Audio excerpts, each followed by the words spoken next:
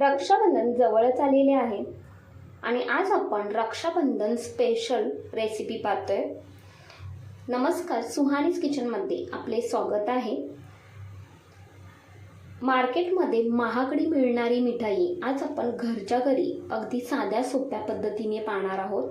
लगेचच रेसिपीला सुरुवात करूया। तर एक वाटी इथे मी काजू घेतले आहेत। काजू घेताना अक्के घ्या किंवा तुकडा काजू घेतला तरी सुद्धा चालेल। तर कोणत्याही एखाद्या वाटीने आपल्याला सर्व माप घ्यायचे आहे। तर इथे मी अक्के काजू घेतले आहेत। तर हे काजू आपल्याला मिक्सरमधून दळून घ्यायचे आहेत।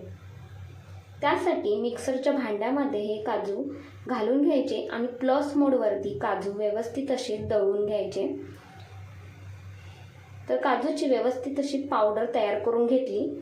पावडर तयार करून घेतल्यानंतर तुम्ही ही चालून सुद्धा घेऊ शकता। तर इथे मी अशीच ही पावडर वापरणार आहे। अजिबात यामध्ये जाडसर नाही आहे। पावडर बाजूला ठेवूयात। कढईमध्ये साखर घालून घ्यायची आहे। तर अर्धी वाटी साखर आणि अर्धी वाटी पाणी घालून घ्यायचे। एक वाटी आपण काजू घेतले, त्यासाठी अर्धी वाटी साखर पुरेशी होते, म्हणजेच गोड व्यवस्थित हे होते। आता आपल्याला याचा एकतरी पाक तयार करून घ्यायचा आहे। त्यासाठी गॅस चालू करून घेतला आणि साखर व्यवस्थित विरघळून घ्यायची। त्यानंतर व्यवस्थित आपल्याला हा पाक तयार करून घ्यायचा आहे। एकदा चेक करून पाहिले, पण अजून आपला पाक तयार झालेला नाही आहे। अजून आपल्याला 1 ते 2 मिनिटभर हे शिजवून घ्यायचे आहे। त्यानंतर परतला चेक करून पाहूया। तर गॅस मंद करून घ्यायचा आणि अगदी शेवटी पाक आपल्याला हा चेक करायचा आहे। तर इथे थोडासा हाताला चिकट आणि तारे येत आहे। तर आपला आता इथे पाक तयार झालेला आहे। गॅस मंदच ठेवायचा। मंद आचेवरती आता आपल्याला पुढची जी प्रोसेस आहे ती करायची आहे। तर काजूची पावडर यामध्ये सर्वच घालून घेतली। गॅसचा फ्लेम मंदच ठेवायचा आहे, अजिबात हाय कुठेही करायचा नाही। आणि हे पाकामध्ये पावडर व्यवस्थित अशी एकजीव करून घ्यायची। छान असे एकजीव करून घेतली। आता आपल्याला हे मिश्रण आहे ते व्यवस्थित असे शिजवून घ्यायचे आहे। त्यानंतर यामध्ये घालायचे आहे पाव चमचा वेलची पावडर आणि 1 चमचा तूप घालून घ्यायचे। तूप घातल्याने मिठाई आपली छान लागतेच, तसेच कढईच्या बुडालाही चिपकत नाही, त्यामुळे तूप जरूर घालायचे आणि हे शिजवत राहायचं आहे। तर कितपत आपल्याला हे शिजवायचं आहे, कढईपासून वेगळे हे मिश्रण होत नाही तोपर्यंत आपल्याला हे व्यवस्थित असे शिजवून घ्यायचे आहे। तर पहिले मिश्रण पाहताय तुम्ही, थोडेसे पातळ होते, आता यापेक्षा थोडेसे घट्ट झालेले आहे। तर आता आपण लगेचच यातले थोडेसे मिश्रण बाजूला एका प्लेटमध्ये काढून घ्यायचे आणि ते बाजूला ठेवले होते थंड होण्यासाठी।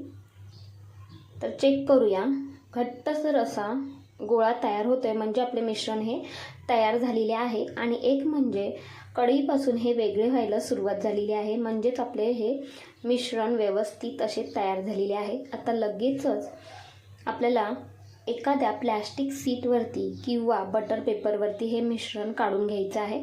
तर प्लॅस्टिक सीटला मी थोडेसे तेल लावून घेतले होते आणि त्यावरती हे मिश्रण काढून घ्यायचे। गरम आहे, थोडेसे थंड होऊ देऊयात।